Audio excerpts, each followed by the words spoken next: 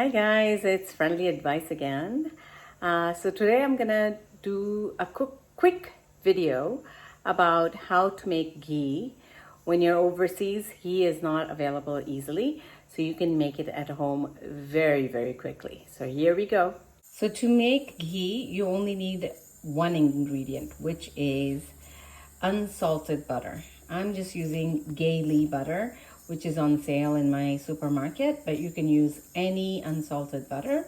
I usually use make out of 2 packs. So one is I think 400 grams or something, and the other one. So I just make ghee out of 2, and that will last me almost 2 weeks.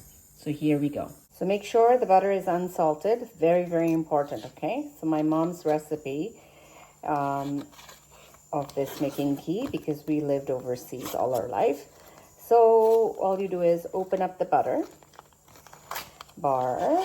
So we just open it up, and I'm going to put it on the gas stove. So just unwrap, take out all the foil, and we are going to basically boil it.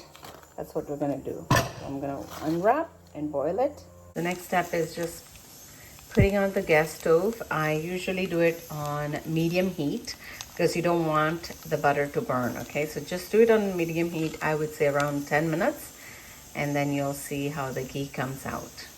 You can see all these bubbles are forming. So just after, when you see all this froth, you can see underneath is the yellow, that's the ghee. So you want to make sure you're stirring constantly at this stage. You don't want to burn the ghee, okay? So it's very important you keep an eye on your ghee at this point. It will take around 5 minutes and the ghee will be coming out.